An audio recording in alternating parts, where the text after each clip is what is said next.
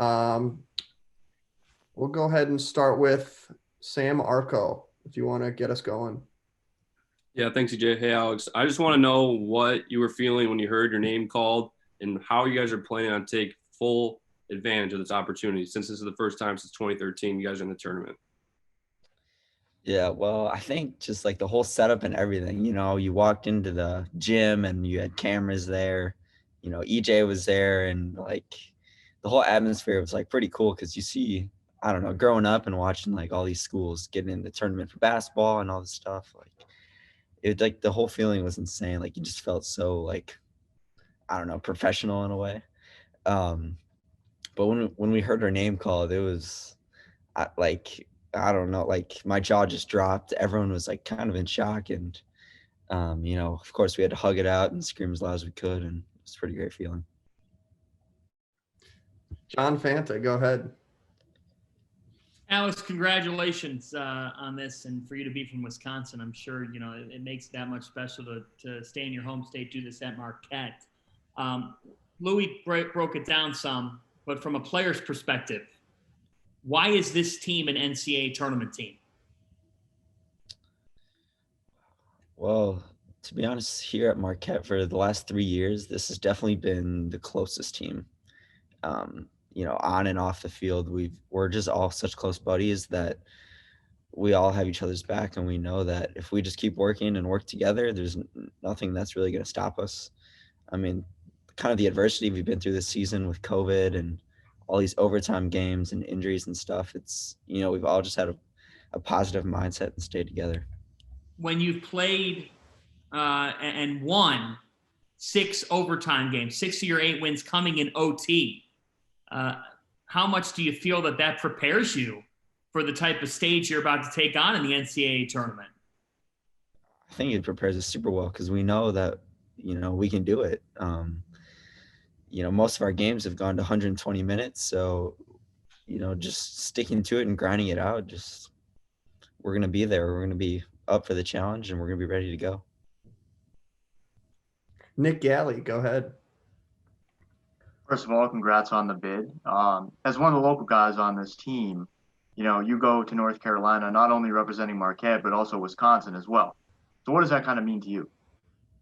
I mean, it's great. It's like you're putting your city on your map, it's something that I dreamed of doing ever since I was a little kid. And, now we're being recognized, and that's something that hasn't really happened for me here at Marquette up until now, really. So, letting people know and getting our name out there, I think it's pretty sick.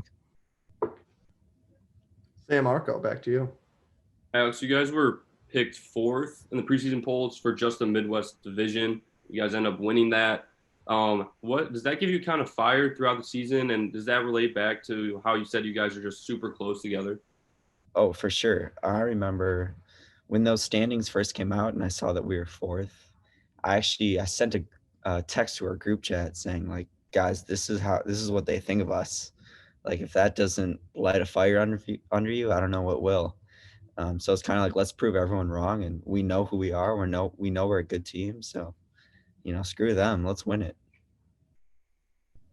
Megan Caffrey, go ahead.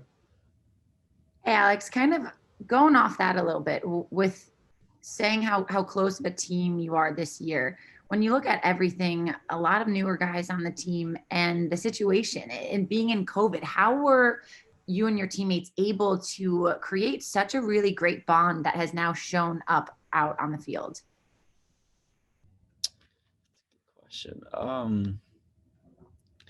I would say, for the most part, just being so together through all this, we knew that there's gonna be challenges, and facing them alone like wouldn't be fun at all. So, start of COVID last season in the fall when we didn't have any games, we just kind of said to ourselves, you know what, the only way for this to be possible is if we all just stick together and do what we have to do, whether that be, quarantine for 2 weeks or practice or play games. We just had to tell each other, let's stick together through it all. And, as long as we're patient, good things will come. And here it is. John Fanta, back to you. Alex, the phrase keeps like ringing in my head that Lucas used to me yesterday, and I want to get your raw reaction. He said that you guys are the mentality monsters. How would you define that? Mentality monsters. Lucas, where did you get that one? He acted like it's been something that's been discussed, or maybe Louis said the kid doesn't stop. Yeah, he really doesn't. Oh man. Wow. Mentality monsters. I think in my mind,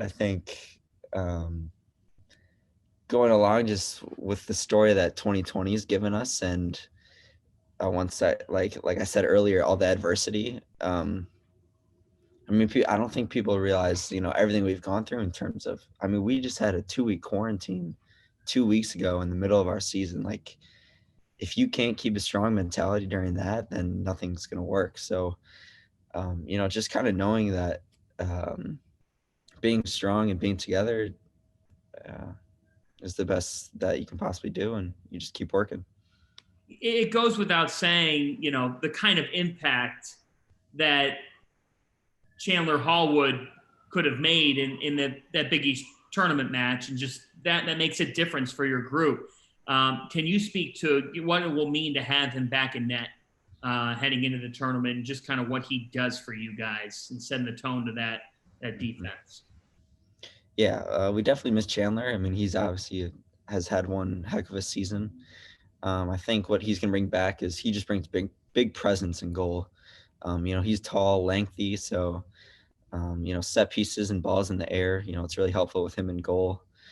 And yeah, I'm excited to have him back, and I think we're looking good. I know you've had to wait throughout long periods of time for a game, this year. So you're kind of prepared having to wait for a game.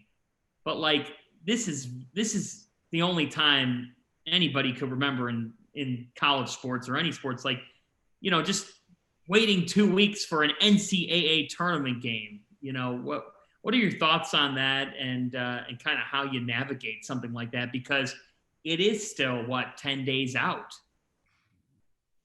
Yeah, for sure. It takes a lot of preparation for these games. I think it's a good thing that we have some time off.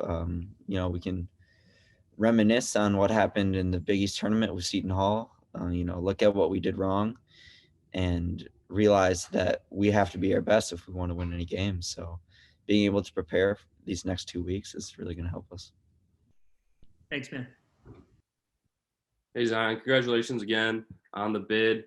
I just want to know, your opponent, Loyola Marymount, has only given up 2 goals all season. So how does that play a factor in you guys preparing for the game? Yeah, of course, we have to just take into consideration how they did, but mostly focus on us.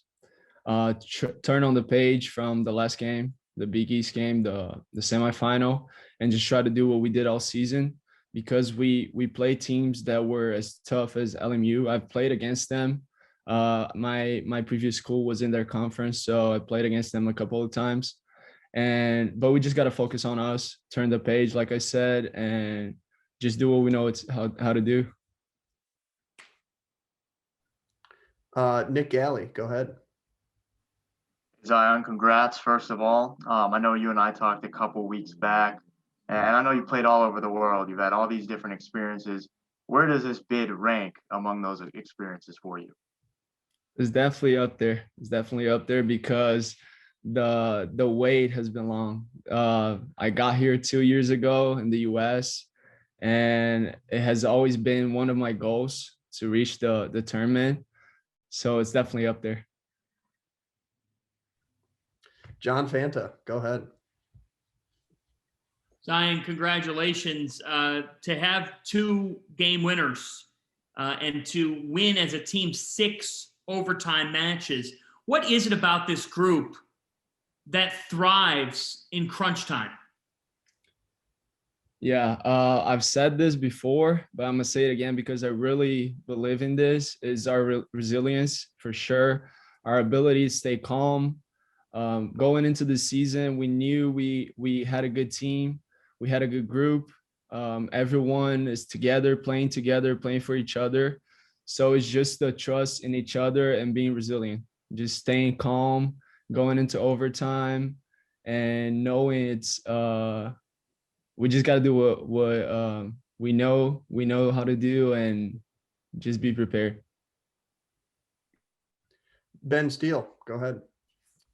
Hey, Zyan, I know you had a little trouble getting back into the country before this season started. Can you take us through that time period and what you did during those couple weeks there? And were you worried you weren't going to be able to have a season? And then to finally get to the NCAA tournament, is that like the ultimate payoff for all those kind of troubles you had to go through? Yeah, actually, I was thinking about that yesterday, and it's been just crazy, just this whole thing. I was really worried I wouldn't be able to get here. Just communicating with everyone, talking back and forth with the coaches, trying to figure out how to get here because the border was closed. So we had to go to Mexico, stay there for 14 days. We stayed in Mexico City. Everything there was closed, so it was like red alert, and we couldn't really do anything. It was only like restaurants for takeout. There wasn't any field to practice on, so we're doing like fitness on the streets, and just it was me and the other Brazilian guy, Mateus. So we're just trying to figure everything out while everyone was practicing here, just touching the ball, and we didn't even have a ball there. There was no place to get a ball because everything was closed. So we were just doing fitness by ourselves. So it's really interesting to see like how everything escalated and how we managed to get here, just play, and it's been an amazing journey, to be honest. Megan Caffrey, go ahead. Curious, a little bit of a follow-up from what your coach and teammates were talking about with how together this group is, and you even alluded to it before in another question with how much trust you and your teammates have for one another. How have you and your teammates been able to really develop that in a year where you were just talking about how hard it was to get back and to be able to practice with one another? How have you guys been able to develop that? The one thing I think really helped is the fact that we only had each other, so we couldn't really have contact with other people. We had to stay in our houses. We knew we were the only people getting tested, and we were worried that we could miss season or practices. So we were only hanging out with each other. We only had each other. So I think it really brought us together in certain aspects. And having each other really helped us get through it as a group, individually. So yeah, I think that played a big factor in it. Zoe Comerford, go ahead. Obviously, Zyan, you're pretty good friends with Beto, and I was just wondering kind of what do you feel that, you've taught him in terms of leadership? You're a midfielder, he's a forward, and obviously him getting that freshman year award. How important is that? And how much did that mean to you as well for him? Yeah, no, I was just really happy, really proud with everything that he's been doing as a freshman coming into. It's a different style of play from academy, from high school, and he just adapted really quickly. He's an amazing player, technically, mentally. So I don't know. I think our relation just, like you said, we're really good friends. We lived together for the first semester, so we really talked about everything, how things were going to develop in practice. We really talked to each other back and forth, giving advice, insight. So I think just that exchange of information, of honest feedback, just really helped us grow, me helping him and him helping me. So yeah, just that exchange of information and insight, being honest with each other. All right, we'll do one or two more for Zyan if John Fanta wants to go ahead. Zyan, there's always ways that you could look at a situation, right? And I think it's interesting in that you guys are going to be ready to hit that pitch against Loyola Marymount to avenge the most recent match. And, of course, you would like your last match to be a Big East championship game win, but it happens to be, the loss in the Big East semifinals. What are the things that you look at in that game that did not go correctly that you can try to take and say, hey, this is what we need to work on, and if we can change these things around, we're going to make an NCAA tournament run? Yeah, I can speak for myself. I can really speak for the whole group, but like I said before, we need to turn the page on that game. I think we just went in maybe too emotional, I think, because of the stage it was.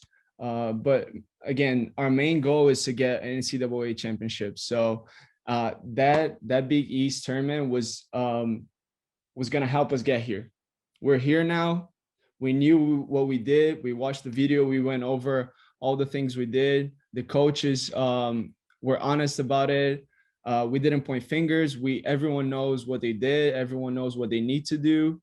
And so that game was really, I don't want to say it was helpful in a way for us to see, because we've been going through a really successful season. We didn't really have moments where we were struggling as a team, and this was a really good challenge for us to get here with a more baggage, with more experience. So we're getting to a point now where we know if we do the things we did, we're gonna be reminiscing and hurting for a while, because we're not gonna have a game until next fall. So we know what we have to do. We know what we can do, and I think we're more ready than ever.